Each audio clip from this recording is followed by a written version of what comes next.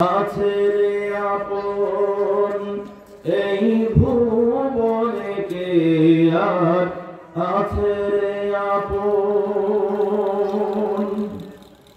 আলহামদুলিল্লাহ। মুআজ্জাজ মুহতারাম উপস্থিত, ঐতিহ্যবাহী ঢাকা জেলার প্রসিদ্ধ শিক্ষা প্রতিষ্ঠান ধামরাই থানার অন্তর্গত শরীফবাগ ইসলামিয়া কামিল মাদ্রাসার উদ্যোগে ৭৬তম কোরআন মাহফিলের সম্মানিত সভাপতি, সর্বজন শ্রদ্ধাভাজন প্রখ্যাত আলেম দ্বীন উস্তাদুল আসাতিজা মুহাক্কিক মুদাক্কিক মুতাআম্মিক মুতামাহির হযরতুল আল্লাম জনাব ডক্টর ফয়জুল আমিন সরকার মাদানী সাহেব, অধ্যক্ষ অত্র শরীফবাগ ইসলামিয়া কামিল মাদ্রাসা। আজকের মাহফিলে আমন্ত্রিত প্রধান অতিথি,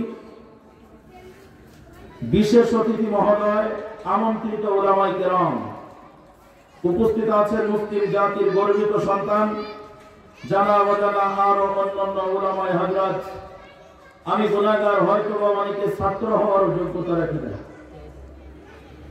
উপস্থিত বয়োজ্যেষ্ঠ, বয়োকনিষ্ঠ, জ্ঞানী গুণী সুধীজন ভাই ও বাবাজিরা, পর্দানিশিনী, অবলা সরলা মা ও বোনেরা, প্রশাসনের দায়িত্বে নিয়োজিত আছেন সর্বস্তরের কর্মকর্তা কর্মচারী ভাইরা, প্রিয় এলাকাবাসী, আলোচনার প্রারম্ভে আপনাদের কাছ থেকে আন্তরিক দোয়া পাওয়ার নিমিত্তে আরো একবার অন্তরের স্থল থেকে মোবারকবাদ জানাই। আসসালামু আলাইকুম ওয়া রাহমাতুল্লাহি ওয়া বারাকাতুহু। ওয়া আলাইকুম আসসালাম ওয়া রাহমাতুল্লাহি ওয়া বারাকাতুহু। আল্লাহ তাবারক ওয়া তাআলার দরবারে শুকরিয়া আদায় করছি যে মহান আল্লাহ তাবারক ওয়া তাআলা আপনাকে আমাকে এই মুহূর্তে, যে সময় অনেক মানুষ অসুস্থতার কারণে হাসপাতালে পড়ে আছেন, অনেক মানুষ কারণে অকারণে কারাগারে আবদ্ধ হয়ে আছেন, আজকের এই জান্নাতি বাগানের সুসংবাদ মাইকিং করে, পোস্টারিং করে, হ্যান্ডবিল করে, মৌখিক পর্যালোচনায় এলাকার হাজার হাজার মুসলিম নরনারীর কর্ণকুহুরে পৌঁছে দেওয়ার পরেও এ হাজারো জনতার ভিতর থেকে আপনার আমার মতো কিছু মানুষকে, যেই মনিব স্বাধীন সুস্থ শরীরে রাতের আরামের ঘুমকে উপেক্ষা করে ধ্যান সন্ধিক্ষণে এই জান্নাতি বাগানে আসার বসার তৌফিক দান করেছেন, সেই মহান মনিবের দরবারে শুকরগুজার করছি। আলহামদুলিল্লাহ। আরেকটু জোরে বলা যাবে না? আলহামদুলিল্লাহ। দরুদ ও সালাম মানবতার মুক্তির দিশারি, উম্মতের কান্ডারি, আপনার আমার নবী শাফাআতুন নবী জানার জীবন আদর্শ বাস্তবায়নের লক্ষ্যে শরীফবাগ ইসলামিয়া কামিল মাদ্রাসাটি প্রতিষ্ঠিত করা হয়েছে। আজকের এই কোরআনের মাহফিলের আয়োজন করা হয়েছে এবং আমরা এসেছি। তিনি হলেন আপনার আমার নবী জনাবে মুহাম্মদুর রাসূলুল্লাহ সাল্লাল্লাহু আলাইহি ওয়াসাল্লাম।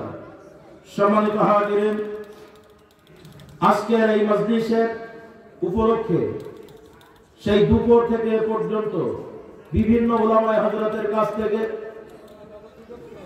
কোরআন সুন্নাহ দিক নির্দেশনামূলক তাত্ত্বিক আলোচনা শুনেছেন। আমিও গুনাহগার নাসিস নালায়েক, আপনাদের পায়ের ধুলির অধম, আলোচনা করে বুঝাইবো হয়তো এমন ইলম আমার ভিতরে নাই, তবুও দাওয়াতি মেহমান হিসাবে এসেছি। তো যতটুকু কনফিডেন্স আছে সেদিকে লক্ষ্য রেখে আল্লাহ তাআলার একান্ত নিয়ামতের আশায়, আপনাদের বিশেষ দোয়ার প্রত্যাশায় আজকের মজলিসের হক আদায়ের নিমিত্তে পবিত্র কোরআনুল কারীমের সূরাতুল জারিয়াত অতীব চিনা জানা আপনার আমার 56 নম্বর আয়াতখানি তেলাওয়াত করেছি। তেলাওয়াতকৃত কোরআনের অংশের উপরে তাফসীরের হাইসিয়াতে শিক্ষণীয় কিছু কথা বলার নিয়ত করেছি।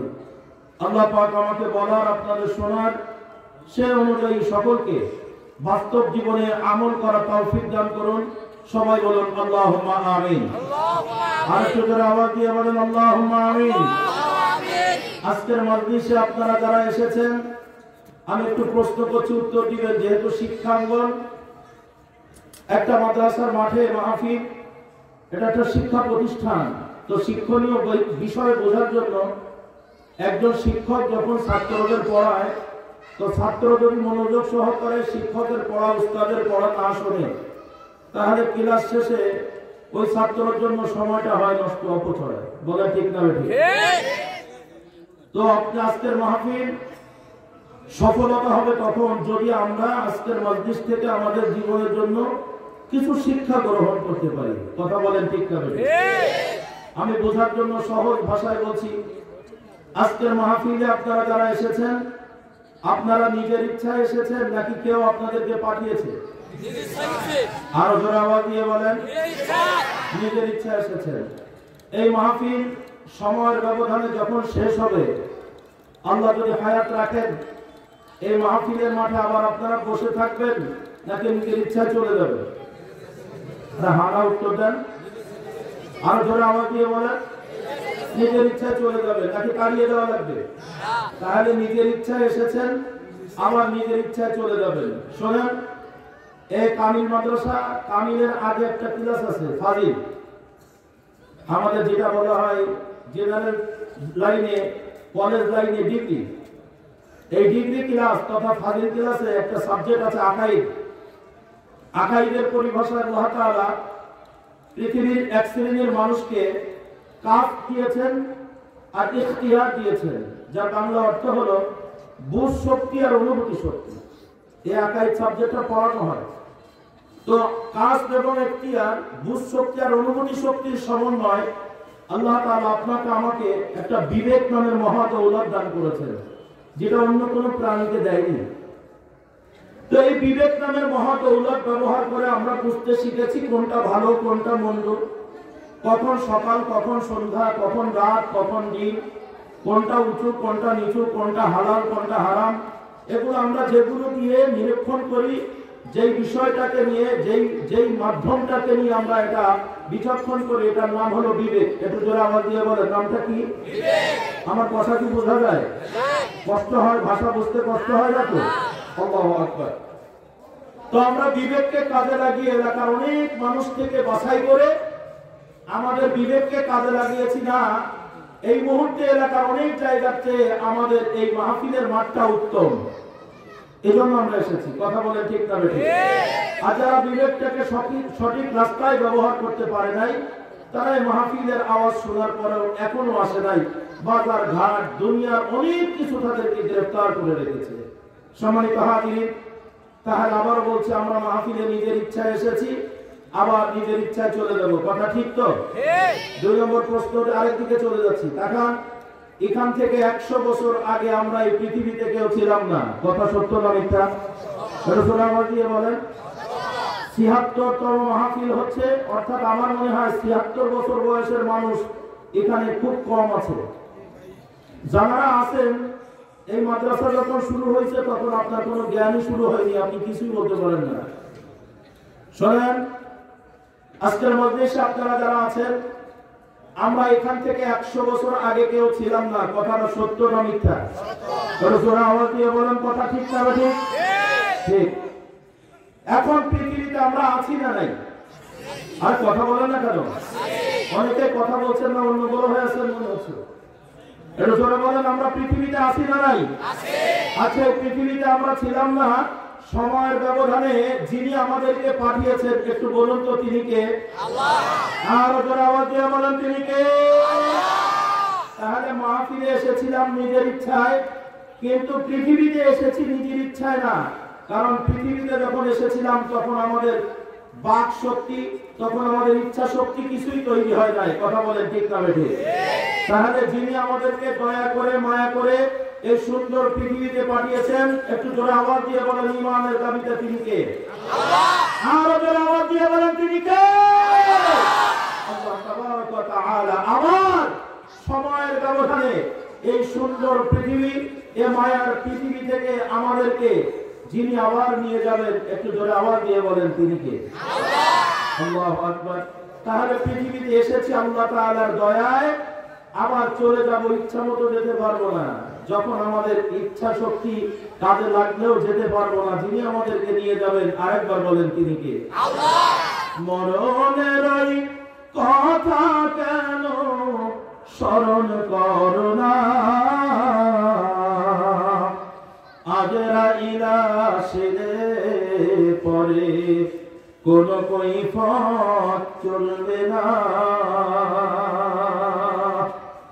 নাকি বলবেন ভাই আজরাইল একটু দাঁড়ান, আমার ভাইস প্রিন্সিপাল হুজুর অনেকদিন থেকে এই মাদ্রাসায় আছে, ওনার সাথে আমার খুব খাতির আছে, আমি 1 মিনিট কথা বলবো, সুযোগ আছে কি? নাই। তাহলে যখনই আপনার হায়াত ফুরিয়ে যাবে, আমরা জানি না কখন সেটা ফুরিয়ে যাবে, সেটা সকালে নাকি সন্ধ্যায়, রাতে নাকি দিনে, বাড়িতে নাকি মাদ্রাসায়, হাটে নাকি ঘাটে, কোথায় আমার হায়াত শেষ হবে আমরা কেউ জানি না। কিন্তু এই পৃথিবী, মায়ার পৃথিবী থেকে কেউ চলে যেতে চায় না। একটা গাছ লাগিয়েছেন বড় মায়া, একটা বাড়ি বানিয়েছেন বড় মায়া, সম্পদের পরে মায়া, স্ত্রীর পরে মায়া, মা বাবার পরে মায়া, সন্তানের পরে মায়া, বন্ধুর পরে মায়া। এই মায়ার পৃথিবী থেকে হঠাৎ করে আপনাকে আমাকে যে কোনো সময় চলে যেতে হবে। প্রশ্ন হলো, আল্লাহ তুমি আমাকে কেন তোমার ইচ্ছায় পৃথিবীতে পাঠাইলা? আবার সময়ের ব্যবধানে আল্লাহ আপনাকে আমাকে কেন এই মায়ার জায়গা রেখে চলে যাবেন, নিয়ে চলে যাবেন, এটা আমাদের জানার ইচ্ছা। তাহলে আল্লাহ তাআলা আপনাকে আমাকে এই মাঝখানের একটা অনির্দিষ্ট সময়ে এই পৃথিবীতে কেন পাঠাইলেন? নিশ্চয় একটা উদ্দেশ্য আছে। কথা আওয়াজ দিয়ে বলেন, ঠিক না ঠিক? আজকে মাহফিলে আপনারা যারা আছেন একটু লক্ষ্য করুন, আমার হাতে একটা ঘড়ি দেখা যায়। আপনারা যদি আমার কথা বুঝে থাকেন বলেন তো ঘড়িটার উদ্দেশ্য কি? আওয়াজ দিয়ে বলেন। এই আপনারা ইংরেজি ভালো করেন, টাইম দেখায়। আর তো বাংলায় বলেন তো সময় দেখা। হ্যাঁ, সময় নিরূপণ করা। তাহলে ঘড়ির উদ্দেশ্য হলো সময় দেওয়া। কথা বলেন, ঠিক না ঠিক? আমার সামনে দুটো মাইক্রোফোন দেখা যায়, আপনারা যদি বুঝে থাকেন তাহলে বলেন তো এই মাইকের উদ্দেশ্য কি? শব্দ পৌঁছে দেওয়া। একটু জোরে বলেন না। কবিগুরু রবীন্দ্রনাথ ঠাকুর বলেছিলেন, সহজ কথাকে সহজ দিয়ে বোঝানো যায় না। এই মাইকের উদ্দেশ্য হলো ছোট আওয়াজটাকে বড় করে দেওয়া। আমার ভাষা কি বোঝেন? মাইকের উদ্দেশ্য ছোট আওয়াজটাকে বড় করে দেওয়া। খেয়াল করেন, আজকের মাহফিলে অনেকগুলো লাইট দেখা যায়, এর ভিতরে সাংঘাতিক পাওয়ারফুল দুটো লাইট দুই দিক থেকে আমাদের চোখে এমন ভাবে মারছে। উদ্দেশ্য কি?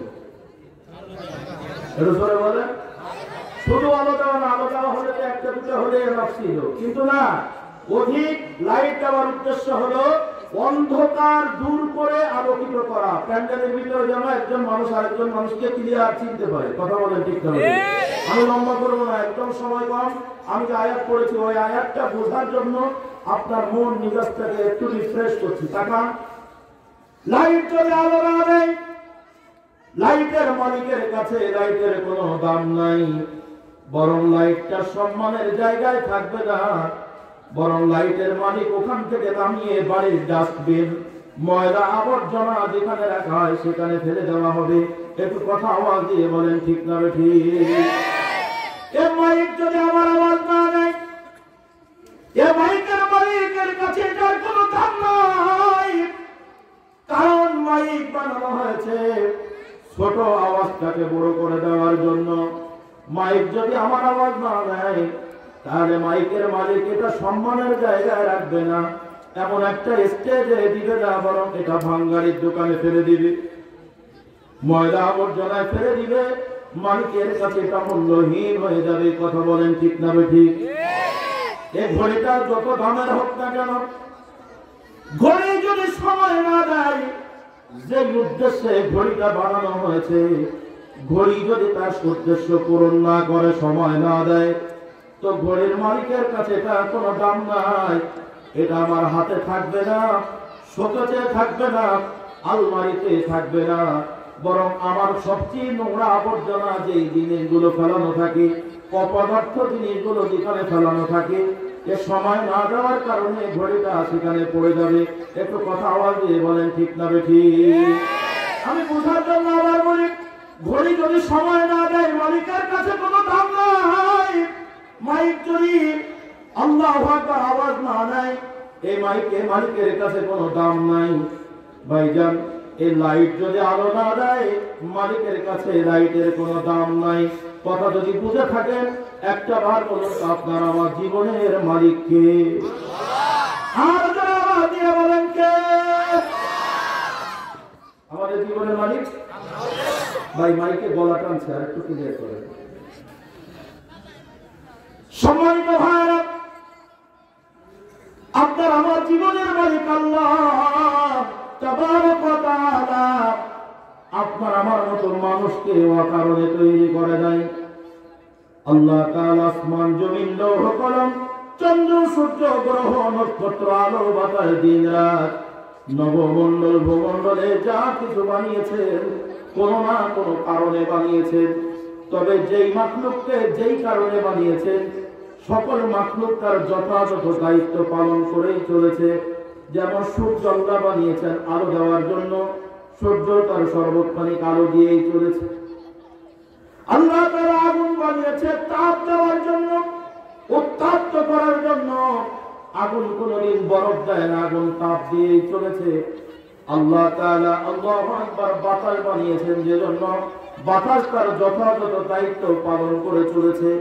আল্লাহ পানি বানিয়েছেন যেজন্য পানি তার যথাযথ দায়িত্ব পালন করে চলেছে। শুধু তাই না, আমার আল্লাহ বলেন সাব্বাহা লিল্লাহি মা ফিস সামাওয়াতি ওয়া মা ফিল আরদ।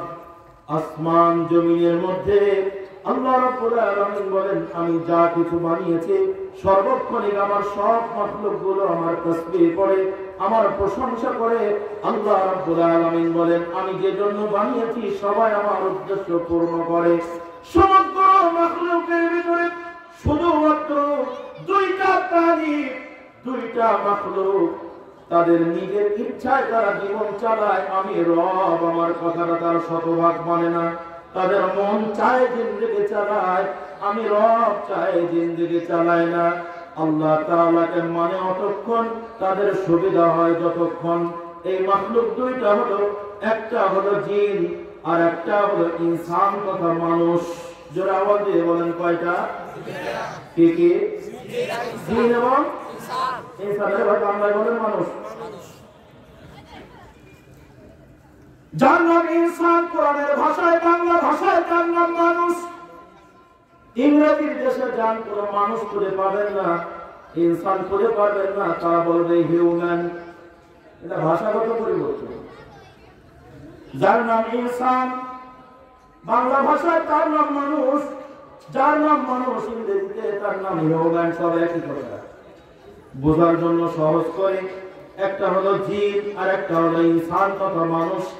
এই দুইটা জাতি আল্লাহু আকবার সর্বক্ষণিক আল্লাহ তাআলার নাফরমানিতে ব্যস্ত আছে। এদের মনের চাহিদা মোতাবেক এরা জীবন যাপন করে। এজন্য মায়া আল্লাহ তাবারক ওয়া তাআলা ডাক দিয়ে বলছেন মা খালাকুতুল জিন্না ওয়াল ইনসা ইল্লা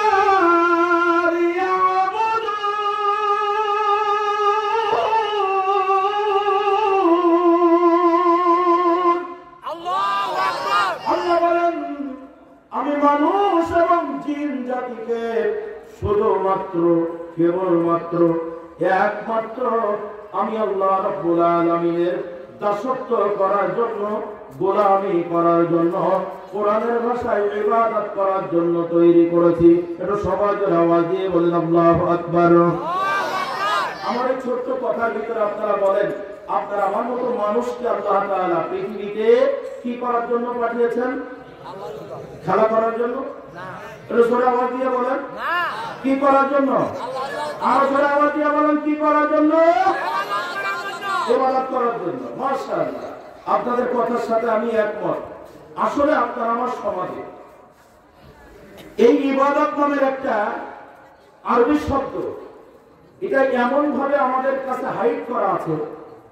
আল্লাহ তাআলা এই মানুষকে যে জন্য বানিয়েছেন, অধিকাংশ মানুষরাই হাইড করে রাখার কারণে তারা জানেই না কি জন্য তাদেরকে পাঠিয়েছেন। আমরা সব বাংলা ঠিক বলছি, খেয়াল করেন। আমাদের বাংলাদেশে বিশেষ করে বাঙালি মুসলমান আমরা যারা, আমরা কোরআনুল কারীম সবাই পড়তে জানি না। যারা পড়তে জানি তাদের ভিতরে অধিকাংশ লোক কোরআনের অর্থ জানি না। কথা বলেন ঠিক না ঠিক? আজকে মাহফিলের মাঠে আপনারা যারা বসে আছেন, এই কোরআন আপনাদের কাছে দিলে আপনারা পড়তে পারবেন আমি বিশ্বাস করি, কিন্তু অর্থ করে দিতে পারবেন কয়জন? একটু হাত দেখান তো। দুই একজন আলেম ওলামা ছাড়া সম্ভব না। কি কথা বলেন? অনেকে হাত উঁচু করেছেন, বুঝি সুঝে করেন, কোরআন শরীফের অর্থ অনুবাদ করতে পারবেন না। কারা পারবে? ওলামায়ে কেরাম ছাড়া সম্ভব নয়। কথা বলেন ঠিক না ঠিক? তাহলে আজকের মাহফিলে যত মানুষ আমরা আছি, কোরআন শরীফের অনুবাদ করতে না পারা লোক বেশি, না কোরআনের অনুবাদ করতে পারে এমন লোক বেশি? না পারা লোক বেশি। সমগ্র বাংলাদেশ যদি জরিপ করা হয়, তাহলে কোরআন শরীফের অর্থ করতে পারা লোক বেশি, না না পারা লোক বেশি? লাখের ভিতরে একজনও পাওয়া যাবে না কোরআন শরীফ বিশুদ্ধ অনুবাদ করতে পারে। কি কথা বলেন? 1 লাখ মানুষের ভিতরে মুসলমান আমরা যারা কোরআন শরীফের বিশুদ্ধ অনুবাদ করতে পারে এমন একজন লোক পাওয়া খুব রেয়ার। আমি এই কথার জন্য বলছি, আমাদের দেশের সর্বস্তরের সাধারণ মানুষ তাদের সুবিধার্থে এ কোরআনুল কারীম যাতে করে বুঝতে পারে, এজন্য বাংলাদেশের বিশেষজ্ঞ অনেক উলামায়ে কেরাম তারা কোরআনের বঙ্গ অনুবাদ করেছেন, বাংলায় অর্থ লিখেছেন। কথা বলে ঠিক তবে আমি বাজার কেন্দ্রিক ঘুরে বিভিন্ন প্রকাশনার কোরআন শরীফ নিয়ে আলহামদুলিল্লাহ ওভারঅল তাফসীরও বেরিয়েছে, আরবি তাফসীর মূল সেখান থেকে বাংলা হয়েছে, এমন অনেকগুলো তাফসীর বাংলার বাজারে পাওয়া যায়। তো সেগুলো আমি জরিপ করে করে দেখলাম যে কোরআনুল কারীমে আল্লাহ তাআলা মানুষকে যে জন্য পাঠিয়েছেন, ইল্লা লিয়াবুদুন, শুধুমাত্র একমাত্র তার ইবাদত করার জন্য। যে ইবাদত শব্দটা আরবি থেকে আবার বাংলায় অনুবাদের সময় আরবি শব্দটা লিখে রেখেছে, ওখানে বাংলায় লেখেন ইবাদত মানে কি। এই কথাটা যদি লিখতেন তাহলে সাধারণ মানুষ সবাই বুঝতো ইবাদত মানে আসলে কি। আল্লাহ তাআলা আপনাকে আমাকে পাঠিয়েছেন বাংলায় হলো আল্লাহর দাসত্ব করার জন্য। ইবাদত শব্দের অর্থ হলো দাসত্ব করা, ইবাদত শব্দের অর্থ হলো গোলামি করা। কথা আওয়াজ দিয়ে বলেন ঠিক না ঠিক? কিন্তু দুঃখের সাথে স্মরণ করছে আজকে বাংলাদেশকে যারা চালায়, আলেম ওলামা চালায়, বাংলাদেশ নিয়ন্ত্রণ করে আলেম ওলামা। আমাদের ঢাকা জেলা যিনি সর্বোচ্চ প্রশাসনিক কর্মকর্তা উনি হলেন ডিসি, এরপরে আসেন পুলিশের মধ্যে যারা আছেন এসপি, আপনার থানা পর্যায়ে আসেন ওসি, টিওনো, এসিল্যান্ড, এ ধরনের যে সমস্ত আল্লাহু আকবার মৎস্য কর্মকর্তা, এরা হলেন আমাদের একটা দেশ চালানোর জন্য একটা জেলাওয়ারি এরকম একজন দায়িত্বশীল ডিসি, এডিসি, এসপি, এএসপি, এরকম আপনার ওসি, টিওনো, এসিল্যান্ড, এই কয়েকটা মানুষের নাম বলছি। এ পর্যায়ে দেখেন এই বিশেষ করে ধরেন সচিব, আপনাদের গ্রামে রানিং সচিব আছে না, সচিব মহোদয় আছেন, ওনারা বাংলাদেশের প্রথম শ্রেণীর বাংলাদেশ থেকে চালানোর জন্য ওনাদের মেধা কাজে লাগে, ওনাদের ব্রেনটা কাজে লাগে। তো এই ধরনের যারা বাংলাদেশটা চালায়, পুলিশ অফিসার, আর্মি অফিসার, সেনা প্রধান, বিমান বাহিনীর প্রধান, নৌবাহিনীর প্রধান যারা আছে, তাদের কাছে এ কোরআনুল কারীম আছে, তারা কোরআনুল কারীম পড়েন। আমার আগের বক্তা আজকে মাহফিলের সুযোগ্য বিশেষ অতিথি শেখ মুফাজ্জল হুসাইন মাদানী সাহেব, উনি অনেক গুরুত্বপূর্ণ কথা বলেছেন। যদি জান্নাত পেতে চান, পরকালে মুক্তি পেতে চান, কোরআনের শাফাআত যদি পেতে চান, তাহলে কোরআন অনুযায়ী আপনার আমার জীবন গড়তে হবে। কথা বলেন ঠিক না ঠিক? উনি বলেছিলেন, আল্লাহ রাসূলের মর্মে বলেছেন, মান কারা আল কোরআন ফাস্তাদহারাহু ওয়া হাল্লা হালালাহু ওয়া হারামা হারামাহু আদখালাহুল্লাহুল জান্নাহ। তুমি কোরআনুল কারীম তেলাওয়াত করো, তেলাওয়াত করে শুধু চুমু খাবে আর তাদের পথে উঠিয়ে রাখবে না, বরং এই কোরআনে যেগুলো হালাল আছে ও হালাল জিনিসগুলো তুমি মেনে নাও, ওয়া হারামা হারামাহু, যেগুলো হারাম এই কোরআন থেকে যেগুলো হারাম সেগুলো তোমার জীবন থেকে বর্জন করো। হালাল মেনে নিবা, হারাম বর্জন করবা। এমন ভাবে কোরআন যখন তেলাওয়াত করবে, এই অবস্থায় যদি তুমি মারা যাও, আদখালাহুল্লাহুল জান্নাহ, রাসূল বলছেন তুমি জান্নাতে প্রবেশ করবে। সুবহানাল্লাহ। শুধু তাই না, হাদিসের শেষ অংশ, ওয়াসাফাহু বিআসরাতিন মিন আহলি বাইতিহি কুল্লুহুম ক্বাদ ওয়াজাবাত লাহুন নার। এই কোরআনের আমল করার কারণে কি আমল করেছো? যেগুলো হালাল ওগুলো মেনে নিয়েছো, যেগুলো হারাম ওগুলো বর্জন করেছো।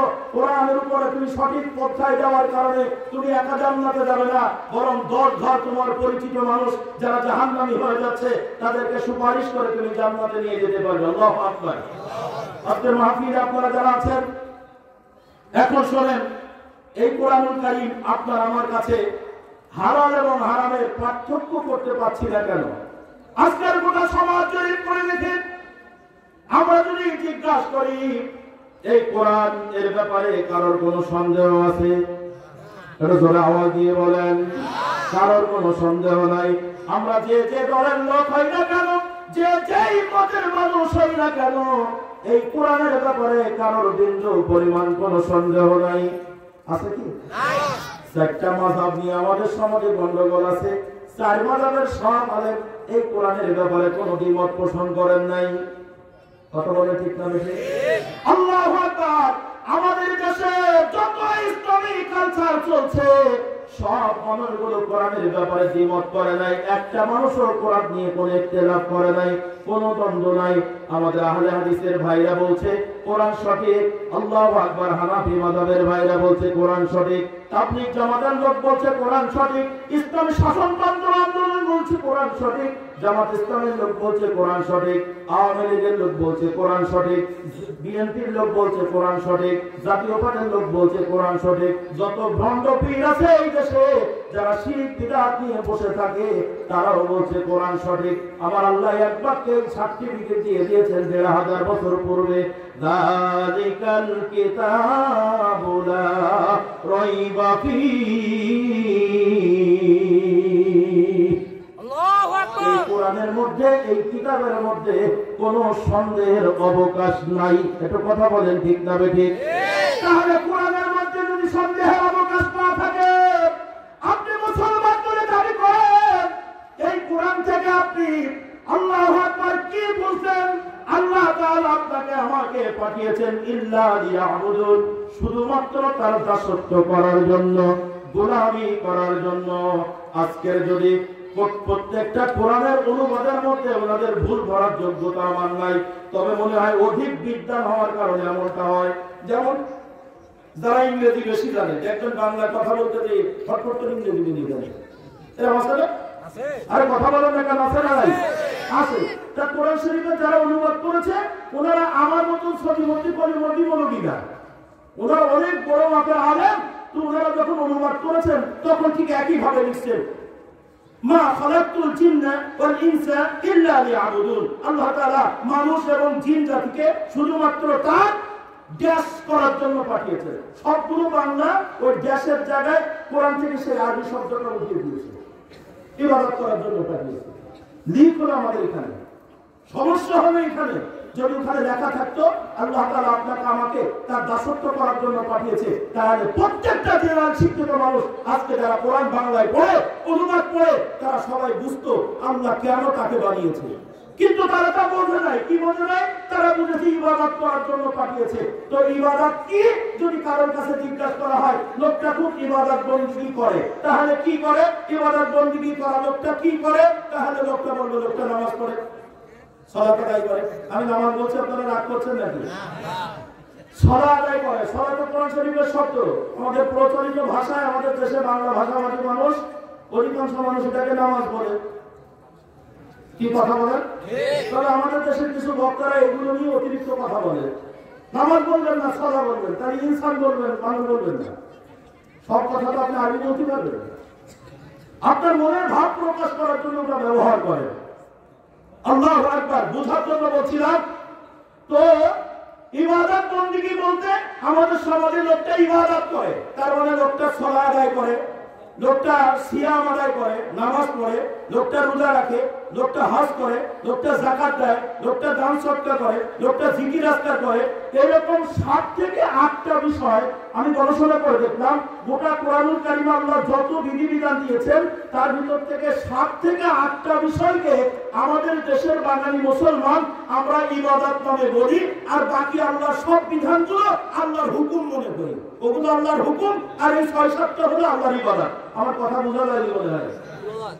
ইবাদত নামের আরবি একটা ঝুড়ি বানিয়ে নিয়েছি। ঝুড়ি বোঝেন? ঝুড়ি, ইবাদতের একটা ঝুড়ি বানিয়ে নিয়েছি, ইবাদত নামের ঝুড়ি। যেমন বিসমিল্লাহ স্টোর, বিড়ি বিক্রি হয়। আরে কথা বলুন না কেন? দোকানের নাম কি? বিসমিল্লাহ। যেই দেখা যাচ্ছে কি টানছে? বিড়ি টানে। তাহলে নামটা মেটাল না, নামটা মূল বিষয় না, কার্যকারিতার বিষয়।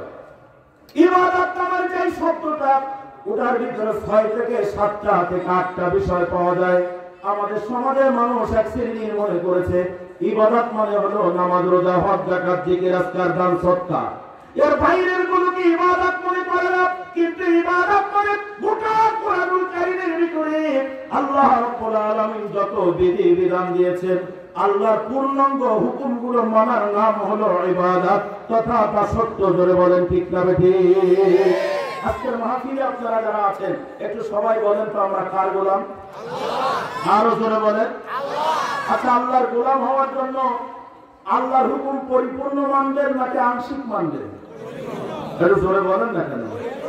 আল্লাহ বলছেন আমি তোমাকে পাঠিয়েছি আমার গোলামি করার জন্য। এখন গোলাম কাকে বলে? মালিকের কথা 100% যে লোকটা মানে তাকেই তো মালিকের গোলাম বলে। কথা বলেন ঠিক না? গোলাম কাকে বলে? মালিকের কথা মতো যেই লোকটা শতভাগ চলে তাকেই গোলাম বলে, তাকেই দাস বলে। আজকে বলতেছে যারা আছেন, একজনের মালিক 10টা হুকুম করেছে, কিন্তু লোকটা পালন করেছে 5টা, আর 5টা পালন করে নাই। ওই লোকটা কি মালিকের কাছে সম্মান পায়? এটা কথা আওয়াজ দিয়ে বলেন, পায় না। তাহলে আরেকবার পরিষ্কার করেন, আমি একদম আপনাদের কথাটার মূল বিষয় নিয়ে আসছি। বলেন আমাদের জীবনের মালিককে? আল্লাহ। তাহলে হুকুম মানবো কার? আল্লাহ। জোরে বলেন হুকুম মানবো কার? আল্লাহ। আল্লাহর হুকুমটা লেখা আছে কোথায়? কোরআনে। আর কথা বলেন না কেন কোথায়? কোরআনে। এই কোরআনের উপরে কারোর কোনো সন্দেহ আছে? নাই। এখন দেখান আল্লাহ তাআলা বলছেন, ইয়া আইয়ুহাল্লাযীনা আমানু উদখুলু ফিস-সিলমি কাফা। আল্লাহু আকবার। ওয়া লা তাত্তাবিউ খুতুওয়াতিশ-শাইতান। আল্লাহু আকবার। ইন্নাহু লাকুম আদুউম মুবিন।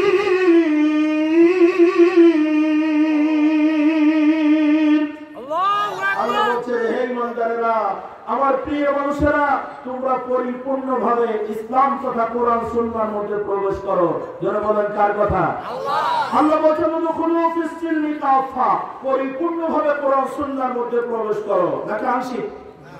এটা যারা বলেন পরিপূর্ণ না আংশিক? পরিপূর্ণ। এরপর আমার আল্লাহ বলেন ওয়ালা তাত্তাবিউ খুতুওয়াতিশ শাইতান, এই কোরআন সুন্নাহর বাইরে যেই রাস্তা, যেই মত, যেই পথ, এটা হলো শয়তানের মত আর পথ। খবরদার, কোরআন সুন্নাহর বাইরে ওই রাস্তায় যেও না। এই নিশ্চয়ই তোমাদের প্রকাশ্য দুশমন। এই কোরআন সুন্নাহর বাইরের রাস্তা তোমাকে জাহান্নামে নিয়ে যাবে। আজকের মাহফিলে আপনারা যারা আছেন, তাহলে বলেন আল্লাহর গোলাম হয়ে মরার জন্য এই কোরআনুল কারীম পরিপূর্ণ মানা লাগবে কি লাগবে না? লাগবে। আর একটু জোরে আওয়াজ দিয়ে বলেন লাগবে। সম্মানিত হাজিরিন, আমি আমার সময়ের দিকে তাকিয়ে কথা বলছি, একটু লক্ষ্য করুন। আচ্ছা, আপনারা শয়তানের নাম শুনেছেন? আরে কথা বলেন না। আচ্ছা, ইবলিস আল্লাহর কয়টা হুকুম অমান্য করার কারণে শয়তান হলো? একটা। এটা আপনারা ভালো জানেন। জোরে আওয়াজ দিয়ে বলেন কয়টা? একটা। আচ্ছা, হুকুমটা কি? কাকে সিজদা? আর জোরে বলেন। এই কথাটাকে সহজটা আর একটু আপনাদের ব্রেনে ধরে রাখার জন্য 2 মিনিট কথা বলি। সিজদা দেওয়ার আগের কথা, এই ইবলিস হলো জিন জাতি।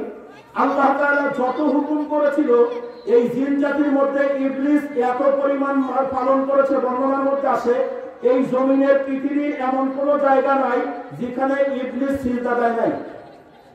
তো আল্লাহ তাআলার শতভাগ হুকুম পালন করার কারণে ইবলিস জিন জাতির মধ্যে শ্রেষ্ঠ হয়ে গেল। ওভারঅল ইবলিসের এত মেধা, এত তার স্মৃতিশক্তি, এত বুদ্ধি, এত জ্ঞান অর্জন করেছে, আল্লাহ তাআলা শেষ পর্যন্ত ইবলিসকে ফেরেশতাদের মাস্টার বানিয়ে দিয়েছে, শিক্ষক বানিয়ে দিয়েছে।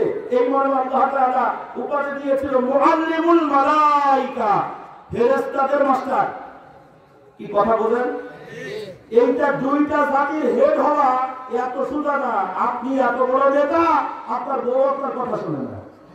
কথা তো দেখেন, আপনার এখানে যত লোক আছেন, আপনার বাড়িতে যদি 5টা লোক থাকে, 3 জন কথা শোনে আর 2 জন শোনে না। তার মধ্যে সামনে যারা শোনে, পেছনে দিয়ে আপনার বিরোধিতা করে। কথা বলে ঠিক না? ঠিক। আর ইবলিস জিন জাতিরও সেরা, তার যোগ্যতা দিয়ে ফেরেশতাদের মাস্টার হয়ে গেছে। হাই সুবহানাল্লাহ। এত বড় বিজ্ঞ একজন জিন ইবলিস, আল্লাহ তাআলা সেই সময় বানাইলো আদম আলাইহিস সালাতু ওয়াস সালামকে। বানানোর পরে আল্লাহ তাআলা বললেন আদমের কাছে সিজদা করো, মাথা নত করো। আদমকে শ্রেষ্ঠত্ব দেওয়ার জন্য আল্লাহ তাআলা অর্ডার করলেন। সকল প্রাণী সকলেই সিজদা করলো। ফাসাজাদু ইল্লা ইবলিস, শুধুমাত্র ইবলিস ছাড়া। তাহলে ইবলিস চিন্তা করলো না, কি বললো আল্লাহর কাছে, আল্লাহ আমি জিন জাতিদের হেড, আমি ফেরেশতা মণ্ডলীর মাস্টার, এখন যদি এই জিনের সামনে আমি আদমের কাছে মাথা নত করি তাহলে আমার অস্তিত্ব কর্তৃত্ব কমে যাবে। আমার জিন জাতি মনে করবে আমাদের মিস্টার ইবলিসের চেয়ে এই আদম সেরা। ইবলিসের কাছে আদমের কাছে আদম, যেহেতু ইবলিস মাথা নত করেছে, ফেরেশতারা মনে করবে আমাদের মাস্টার ইবলিসের চেয়ে আদম সেরা, কারণ আদমের কাছে আমাদের মাস্টার মাথা নত করেছে। তাই ইবলিস তার অস্তিত্ব, তার কর্তৃত্ব, তার অহংকার, তার সিয়ার, তার দাপটকে রক্ষা করে রাখার জন্য আদমেরকে চিন্তা করলো না। আর কোনো কারণ ছিল না। কথা আওয়াজ দিয়ে বলে ঠিক না বেঠিক? আল্লাহ তাআলা এই একটা ছোট্ট হুকুমকে অমান্য করার কারণে দীর্ঘদিনের হাজার হুকুম পালন করার পরও আল্লাহ তাআলা তাকে বললেন, শায়াতিন, তুই শয়তান, তুই রজিম, তুই দূর হয়ে যা, তুই বিতাড়িত হয়ে গেলি। আজকের মজলিসে আপনারা যারা আছেন আপনারা এই কথাটা জানেন, তাহলে বলেন ইবলিস তার কর্তৃত্ব, অস্তিত্ব, তার সম্মান অক্ষুণ্ণ রাখার জন্য, মর্যাদার শিখরে থাকার জন্য আদমকে চিন্তা করেনি, অর্থাৎ আল্লাহর হুকুমকে অমান্য করেছিল নিজের অস্তিত্ব ধরে রাখার জন্য। কথা আওয়াজ দিয়ে বলেন ঠিক না বেঠিক? প্রশ্ন হলো,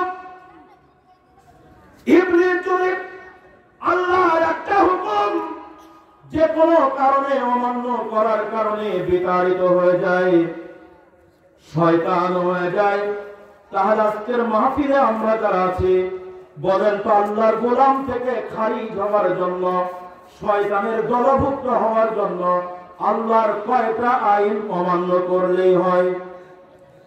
একটু জোরে বলেন, আরো জোরে বলেন। আজকের মাহফিলে আপনারা যারা আছেন তাই এখন পরিষ্কার করেন, আপনারা আল্লাহর গোলাম নাকি শয়তানের গোলাম? আরো জোরে বলেন, কারা কারা আল্লাহর গোলাম? একটু হাত দেখান তো। আমি দেখছি উপর থেকে কারো কারো হাত খাটো, বলছে হুজুর অর্ধেক আল্লাহ অর্ধেক শয়তান।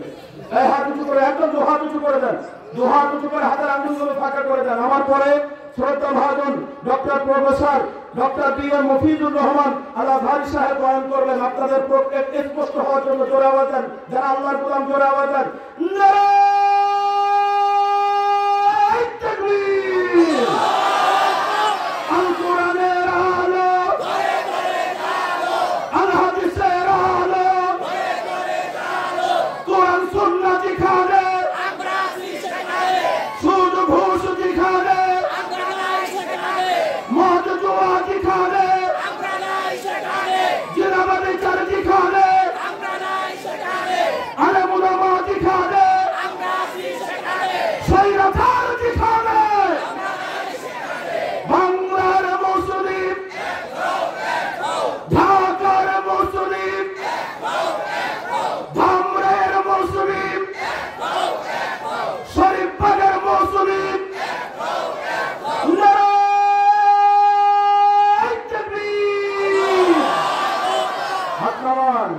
আর কোনদিন যাব না ওই আঙ্গিনায়, আর কোনদিন যাব না ওই আঙ্গিনায়। কোরআনের ডাকে যারা সাড়া দেয় না, নবীজির আদর্শ যারা মানে না, আর কোনদিন যাব না ওই আঙ্গিনায়। একটু জোরে আওয়াজ দিয়ে বলেন, আমরা কার গোলাম? তাহলে আল্লাহর গোলাম হওয়ার জন্য কোরআনের পরিপূর্ণ বিধান মানবেন নাকি আংশিক মানবেন? আরো জোরে আওয়াজ দিয়ে বলেন। কিন্তু আমি এখন প্রমাণ করব, আমরা বাংলাদেশের অধিকাংশ মানুষ আল্লাহর গোলামিতে আমাদের নাম নাই। আল্লাহ সেই জন্য বানিয়েছেন ইল্লা লিয়াবুদুন, শুধুমাত্র তার গোলামি করার জন্য।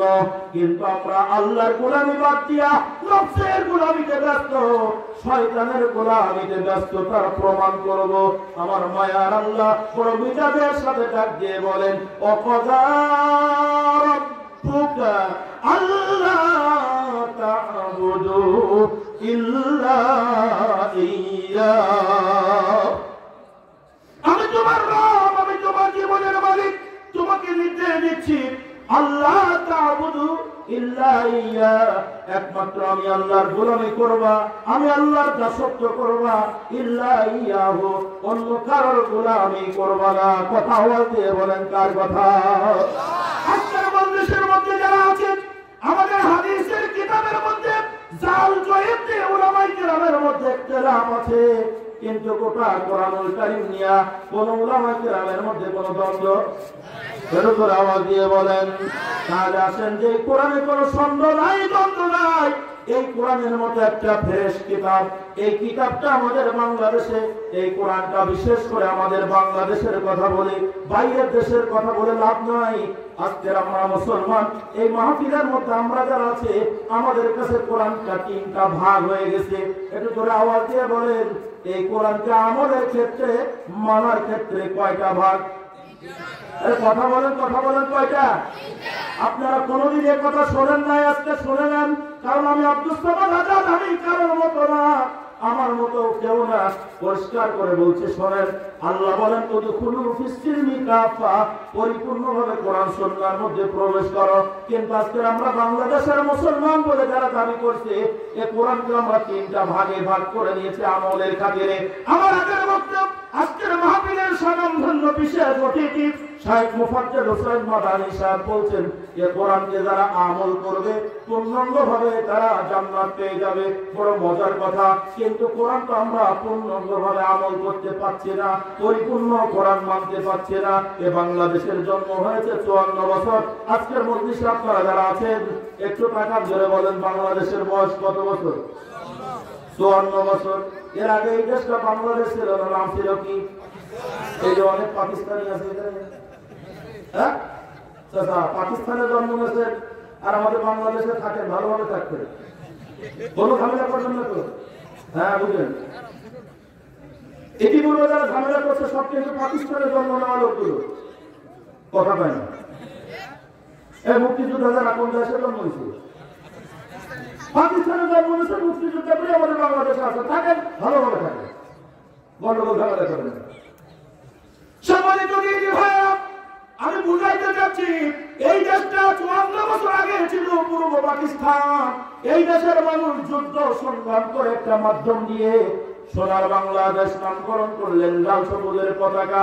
বড় কষ্টের সাথে বলছি, যখন বিদেশিদের আগ্রাসন ছিল, আল্লাহু আকবার, ব্রিটিশ শাসন করত, পাকিস্তান শাসন করত, সেই সময় আমাদের কোনো হাত ছিল না।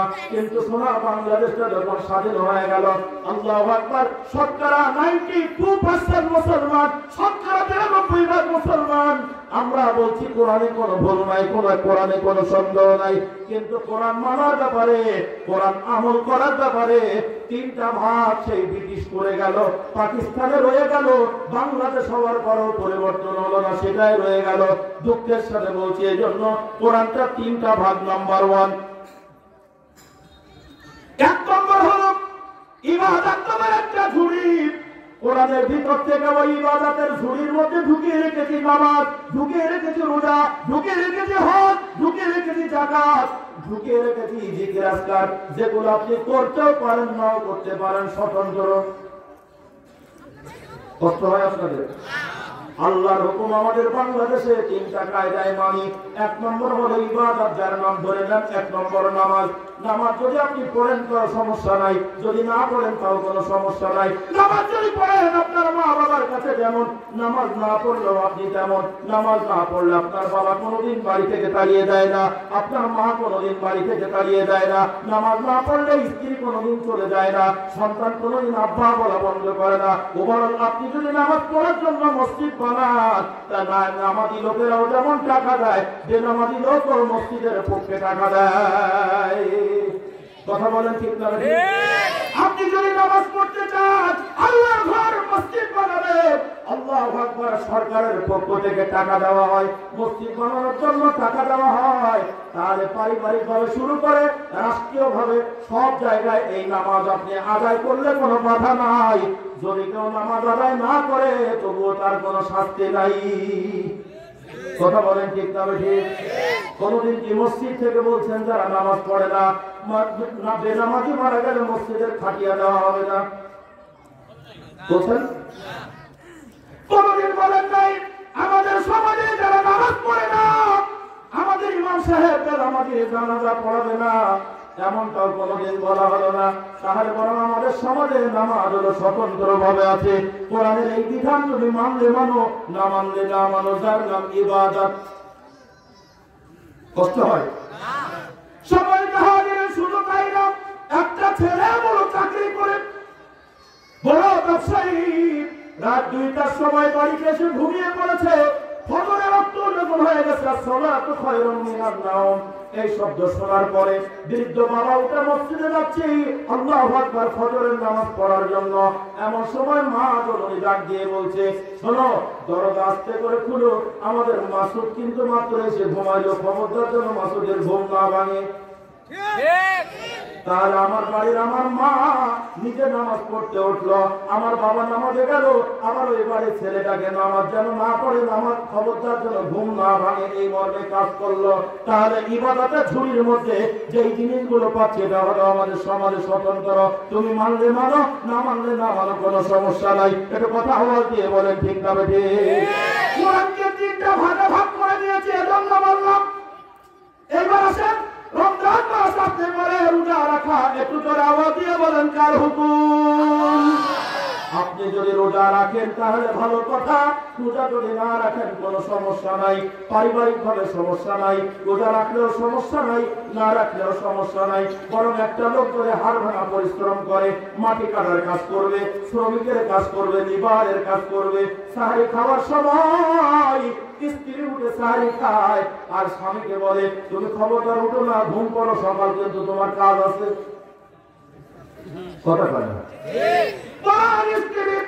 সকালের রান্না করে খাবারটা স্বামীকে দিয়ে দেয়। তাহলে দুনিয়ার স্বার্থে একটা স্বামী রোজা রাখছে না, ওই বাড়িতে স্ত্রীর রোজা রাখছে। শুধু তাই না, এটা মাদ্রাসার মাহফিল, প্রতিষ্ঠানের মাহফিল, তাই বলতে শোনেন, আমাদের সমাজে অনেক যোগ্য মা আছে, সন্তানের জন্য দোয়া করে, আল্লাহ আমার ছেলে যেন পরীক্ষায় ভালো ফলাফল করে। কিন্তু পরীক্ষার আগে এসএসসি পরীক্ষা, আল্লাহু আকবার, দাখিল পরীক্ষা, আলিম পরীক্ষা, অনার্স পরীক্ষা, এমন সময় মা ডাক দিয়ে বলি, বেটারে রোজা রাখা লাগবে না, তুমি ঘুমাও, তোমার পড়ালেখা করতে হবে, তোমার পরীক্ষা আছে। তাহলে আমার মা মুসলিম, আমার মা রোজা রাখলো, আর আমার সন্তান পরীক্ষার্থী, সেই সন্তানকে রোজা রাখতে বন্ধ করলো। তার মানে আমার মায়ের কাছে আল্লাহর হুকুমটা এত গুরুত্ব বহন করে না, আমাদের কাছে এত গুরুত্ব বহন করে না। তুমি রোজা রাখলে রাখো, না রাখলে না রাখলে, এটা কোনো সমস্যা নাই। সমাজ থেকে একটা বার বলা হলো না, যেই লোকটা নামাজ পড়ে না, যেই লোকটা রোজা রাখে না, তার কোনো টাকা মসজিদে দেওয়া হবে না। যেই লোকটা নামাজ পড়ে না, ওই লোকটার ইফতারি মসজিদে দেওয়া হবে না, এমন কোন শাসন আপনার আমার সমাজে। তাহলে ইবাদত নামের যে ঝুড়ি বানিয়ে রেখেছি, ওটা হলো আমাদের সমাজে স্বতন্ত্র ভাবে আছে। আমি লম্বা না করে ছোট করছি, আল্লাহর আর একটা হুকুম, যেটাকে আমরা ইবাদত মনে করে, শুধুমাত্র আল্লাহর হুকুম মনে না করে ইবাদত মনে করে বসে আছে আরবি শব্দ নিয়া। ওই গণ্ডির মধ্যে যেন কলুর আল্লাহু আকবার, ওই কলুর বলদের চোখ বাঁধার মতো আমরা বসে আছি। যেমন আল্লাহু আকবার, হাজ, একটু বলেন হজ করা, ধরে বলেন কার হুকুম? আরো করে আওয়াজ দিয়ে বলেন, হজ করা আল্লাহর হুকুম। তবে এটা কি প্রতি বছর আপনার উপরে ফরজ? তাহলে কয়বার? কতদিনে? জীবনে, জীবনে একবার ফরজ। আল্লাহর হুকুম হজ, যেটা ইবাদতের ঝুড়ির মধ্যে পাওয়া যায়। আমার ভাইরা, এই হজ যদি আপনি পালন করেন, সমাজের মানুষ আপনাকে বাহবা দেয়। শুধু ভাইজান, শুধু তাই না, প্রশাসন থেকে, থানা থেকে পুলিশ আসবে আপনাকে ইনকোয়ারি করার জন্য। আপনি হজে যাবেন, বলে বলে আব্দুর রহমান চাচা, আপনি তো হজে যাবেন, পুলিশ বলছে আমার জন্য দোয়া করবেন। আল্লাহু আকবার, বাবার আইডি কার্ড, নিজের আইডি কার্ড, সবগুলো মিলাইয়া আপনি হজে যান, কোনো সমস্যা নাই। পুলিশে পারমিশন দিল, শেষে যাওয়ার সময় বললে 1000 টাকা দেন। কথা পায় না? আরে ভাই, পুলিশে 1000 টাকা দিল বলে, কিন্তু হজ করতে অনুমতি দিল না, বন্ধ করলো। অনুমতি দিল, দোয়া চাইল, তাহলে পুলিশ বলছে হজ করতে যান, সমস্যা নাই। এখন সরকার বলছে, এ ধামরাইয়ের লোক, শরীফবাগের লোক, তোমার ফ্লাইট শিডিউল যদি বাতিল হয়, তোমাদের আল্লাহু আকবার হোটেলে থাকা লাগবে না, তোমাদের রাস্তায় থাকা লাগবে না। এয়ারপোর্টের সামনে আশকোনায় বিরাট বড় হাজি ক্যাম্প বানিয়ে রেখেছে বাংলাদেশের সরকার, কোটি কোটি টাকা খরচ করে হাজি ক্যাম্প বানিয়ে রেখেছে হাজিদের সেবা দেওয়ার জন্য। দেখেন সরকারও হজের পক্ষে আছে, আপনি হজ করতে গেলে সরকার বাধা দিচ্ছে না, বরং সহযোগিতা করছে। শুধু তাই না, হজ মিশন থেকে ঘোষণা দিচ্ছে সরকারের পক্ষ থেকে, বাংলাদেশের হাজিরা আল্লাহর হুকুম পালন করবা, আল্লাহু আকবার, মক্কা মদিনা যখন জিয়ারত করবা, যদি অসুস্থ হও আরবি ভাষার ডাক্তারদের তোমরা চিনবা না, তাই বাংলাদেশের ডাক্তার নিয়ে যাওয়া হচ্ছে, ফ্রি চিকিৎসা ওষুধের ব্যবস্থা করা হচ্ছে। তাহলে আল্লাহর হুকুম এই কোরআনের ভিতর থেকে যেটাকে ইবাদত মনে করেছি, এই হজের ব্যাপারে আমাদের গ্রাম থেকে শুরু করে পুলিশ থেকে শুরু করে সরকার পর্যন্ত সহযোগিতা করছে। এটা কথা আওয়াজ দিয়ে বলেন ঠিক না বেঠিক? তাহলে যেগুলো ইবাদত, এর ভিতরে হজের কথা বলতে গিয়ে এখন আসেন, হজ যদি করেন ভালো কথা, কিন্তু আপনি কোটি টাকার মালিক, আপনার উপরে হজ ফরজ হয়ে গেছে। আমার দয়ার নবী বলেন, যে ব্যক্তি হজ ফরজ হওয়ার পরে হজ না করে মারা যাবে, ও লোকটা ইহুদি হয়ে মরুক আর খ্রিস্টান হয়ে মরুক, আমি নবী আমার যায় আসে না। তাহলে যেই লোকটা সম্পদ হলো কিন্তু হজ না করে মারা গেল, নবীর ভাষায় লোকটা হয় ইহুদি হয়ে মরবে না খ্রিস্টান হয়ে মরবে।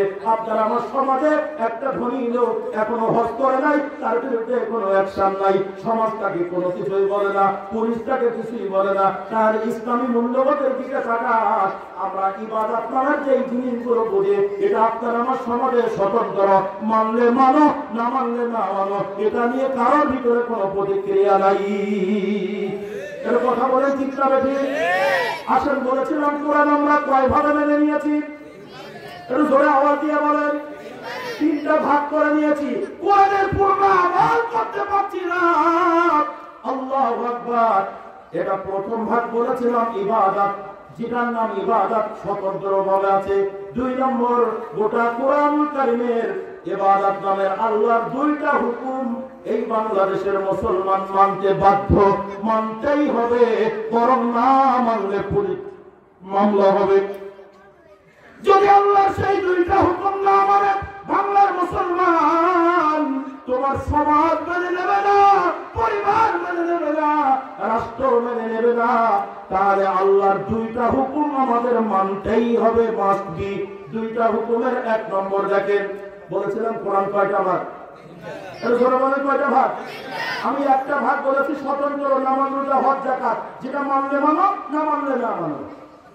এরপরে 2টা হুকুম আল্লাহ, এই কোরআনের বিধান এই বাংলাদেশে মানতেই হবে। যারা মুসলমান, ওরা আওয়ামী লীগের লোক মানে, বিএনপির লোক মানে, জাতীয় পার্টি মানে, জাসদ মানে, বাসদ মানে, তাবলীগ মানে, আল্লাহু আকবার আত্মসী মানে, সুরেশ্বরী মানে, চরমনাই মানে, জামাত ইসলাম মানে, হেফাজতে ইসলাম মানে, আহলে হাদিসের মানুষরা মানে, সব মানুষগুলো মানতে বাধ্য। নাম্বার 1, ও নারী আর পুরুষ যখন তুমি বিবাহ করবে, বিবাহ করার সময় দেনমোহর ধার্য করতেই হবে, এটা আল্লাহর হুকুম। এই বাংলাদেশে বিয়ে করলে দেনমোহর মানতেই হবে। আর কথা বলেন না কেন? যদি না মানে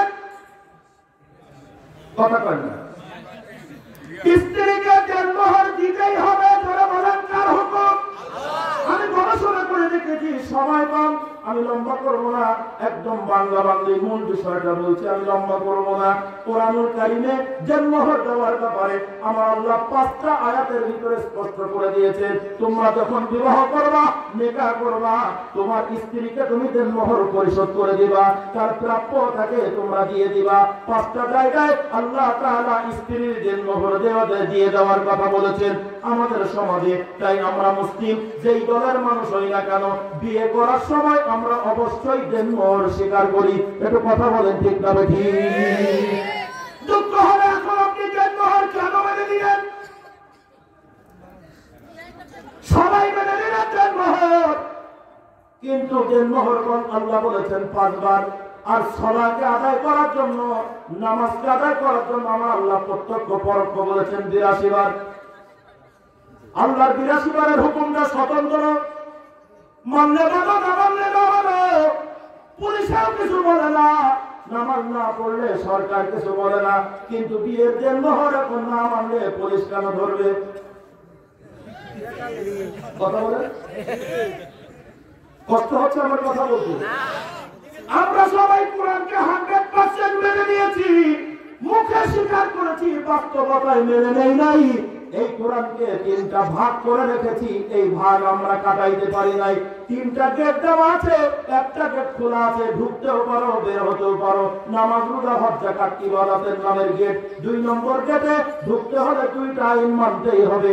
বিয়ের সময় দেন মোহর, তাই আওয়ামী লীগের লোক বিয়ে করলে দেন মোহর মানে, বিএনপির লোক বিয়ে করলে দেন মোহর মানে, জাতীয় পার্টির লোক বিয়ে করলে দেন মোহর মানে, জামাত ইসলাম বিয়ে করলে দেন মোহর মানে, আল্লাহু আকবার হাদিসের ভাইরা বিয়ে করলে দেন মোহর মানে, ওদিকে সরমনার পিসাব দেন মোহর মানে, সুরেশ্বরের পিসাব দেন মোহর মানে, আটরশির ভণ্ডরা দেন মোহর মানে। একটু কথা বলেন ঠিক না ঠিক?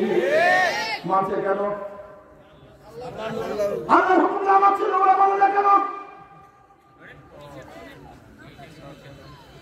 আর বাংলাদেশের ইসলামের রিসার্চ সেন্টার গবেষণা করে বলছে মুসলমান বাংলাদেশে যারা নামকরণ করেছে আমি মুসলমান, 100 জন মুসলমান নামধারীর ভিতরে 6 জন লোক নামাজ পড়ে। কয়জন? 1,500 বছর পূর্বে আমার নবীর কাছে সাহাবায়ে কেরাম জিজ্ঞাসা করেছিলেন, নবীজি মুসলমানের কাফেরের মধ্যে পার্থক্য কি? নবী আমার দাড়ি টুপি পাগড়ি বংশের কথা বলে নাই। আল্লাহ নবী বলেন বাইনাল আব্দি বাইনাল কুফরি তারকুস সালাহ, মুসলমানের কাফেরের মধ্যে পার্থক্য শুধু নামাজ। তাহলে যেই লোকটা নামাজ পড়ে না ও তো মুসলমান? আরে কথা বলেন না কেন? যেই লোকটা নামাজ পড়ে না ও হানাফিও না, ও শাফিও না, ও মালিকি না, ও আহলে হাদিসও না, বরং হলো শয়তানের একান্ত গোলাম। আরে কথা বলেন ঠিক না ঠিক? আজকের মজলিসে আপনারা যারা আছেন তাহলে দেখেন আল্লাহর হুকুম জন্মহর মেনে নিল, এটা আল্লাহর হুকুম এজন্য শুধু মানে নাই, আল্লাহর হুকুমটা বাংলাদেশে রাষ্ট্রীয় ভাবে চালু আছে, এই জন্য সবাই মানতে বাধ্য। আপনি ঠিক বললো ঠিক, এটা না বললো এটাই ঠিক। আল্লাহ 2টা হুকুম আমরা মুসলমান বাংলাদেশে মানতে বাধ্য। নাম্বার 2, কোরআনুল কারীম সূরাতুন নিসার ভিতরে লম্বা আলোচনা এসেছে, ফরায়েদের আলোচনা, সম্পদ বন্টনের আলোচনা। বাবা মারা যাওয়ার পরে বাবার রেখে যাওয়া সম্পত্তি ছেলে কতটুক পাবে, মেয়ে কতটুক পাবে। যদি স্ত্রী থাকে স্ত্রী 2 আনা পাবে, আল্লাহু আকবার। যদি মেয়ে না থাকে শুধু ছেলে থাকে তাহলে কে কতটুক পাবে? শুধু ছেলে নাই শুধুমাত্র মেয়ে আছে তাহলে কে কতটুক পাবে? তার বিরাদারি সত্য ভাই কতটুক পাবে? বিস্তারিত বর্ণনা সূরা নিসার লম্বা আলোচনা। সেই ব্রিটিশ পিরিয়ড থেকে মুসলমান ধর্মীয় আইনে চালু আছে, এই বাংলাদেশে আজও আছে। এজন্য বাবা মারা যাওয়ার পরে বাবার রেখে যাওয়া সম্পত্তি ছেলে যা পায় মেয়ে তা অর্ধেক পায়। এটা আমাদের বাংলাদেশে চালু আছে না নাই? যদি আপনি আল্লাহর এই বিধানটা জমি জমার বন্টনটা না মেনে নেন, এক ভাই আর এক ভাইকে যদি 1 ইঞ্চি জায়গা ফাঁকি দেয়,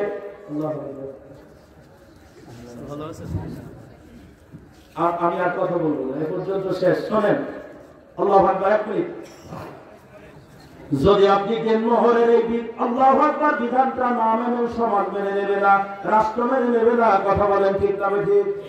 জমি জমার বন্টন যদি না মেনে নেন, সমাজ মেনে নেবে না, রাষ্ট্র মেনে নেবে না, বরং আপনার বিরুদ্ধে কোর্টে মামলা হবে। কিন্তু আপনার ভাই নামাজ পড়ে না, কোর্টে যে মামলা করেন আমার ভাই নামাজ পড়ে না, স্যার আমি মামলা করবো, আপনারা বলবেন এটা পাগলা হয়েছি, পাগলা করতে পারে। কি কথাটা ঠিক না ঠিক? তাহলে গোটা কোরআনুল কারীম 3 ভাগ, এই 3 ভাগের 2 ভাগ বললাম। 1 ভাগ হলো ইবাদত নামের ঝুড়ি, যার ভিতরে নামাজ রোজা হজ যাকাত আল্লাহর কয়েকটা হুকুম। 2 নম্বরে যেই জিনিসটা মানতে বাধ্য জন্মহর আর জমি জমার বন্টন। এই ছাড়া বাকি গোটা কোরআনুল কারীমের যত বিধিবিধান আছে অধিকাংশ বিধানগুলো এই বাংলার মুসলমান আল্লাহর গোলাম বলে দাবি করেছেন, যে আল্লাহ বলেছেন ইল্লা লিয়াবুদুন, শুধুমাত্র আমার গোলামি করার জন্য পাঠিয়েছি। আপনি যত বড় পীর বুজুর্গ হন, যত বড় শাইখুল হাদিস হন, যত বড় মুহাদ্দিস হন, যত বড় মুফাসসির হন, যত বড় যেই হন না কেন, আল্লাহর বাকি হুকুমগুলো বাংলার জমিনে এখনো মানার মতন পরিবেশ হয় নাই। আপনি মানতে পারবেন না, বরং নামাজ আল্লাহর বিধান, মসজিদের মধ্যে আল্লাহর বিধান মেনে নিয়েছে, কিন্তু সামাজিক ভাবে আল্লাহর বিধানগুলো মানতে পারবেন না। আল্লাহু আকবার রোজা মেনে নিয়েছে, কিন্তু বিচার ব্যবস্থা কোরআনের এখনো মানতে পারবেন না। বরং আল্লাহর বাকি বিধানগুলো, বাকি হুকুমগুলো যদি মানতে চান, মানার জন্য চেষ্টা করেন। এখনো মুসলমানের কাছে আপনার নামে মামলা হবে, আপনার নামে হামলা হবে, আপনাকে কারাগারে থাকতে হবে, ওভারঅল ফাঁসির কাজটাও ঝুলতে হবে এবং হয়েছে। কথা বলিয়ে বলেন ঠিক না ঠিক? সুতরাং আজকের মজলিসে আপনারা যারা আছেন আল্লাহর গোলাম হয়ে মরার জন্য এই কোরআনের একটা বিধানকেও পাশ কাটানোর সুযোগ ধরে বলেন। তাহলে শতভাগ সকল গেট সকল কিছু বেড়াজাল উচ্ছিন্ন করে দিয়ে গোটা কোরআনুল কারীম 100% মানব। এই বাংলার জমিনে চোরের বিচারটা কোরআন দিয়ে হবে, সিনার বিচার কোরআন দিয়ে হবে, হত্যার বিচার কোরআন দিয়ে হবে। গোটা সামগ্রিক বিচার ব্যবস্থা, সমাজ ব্যবস্থা, অর্থনৈতিক ব্যবস্থা, রাজনৈতিক ব্যবস্থা সকল জায়গায় যদি কোরআন আসে, বলুন তো এই দেশে শান্তি আসবে কি আসবে না? কারা কারা আল্লাহর গোলাম 100% কোরআনের আইন চান? একটু হাত দেখান। কিছু কিছু লোকের হাত খাটো, একটু জোরে আওয়াজ দেন। কোরআন আছে যেখানে, কোরআন নাই যেখানে, দুনিয়ার মুসলিম, দুনিয়ার মুসলিম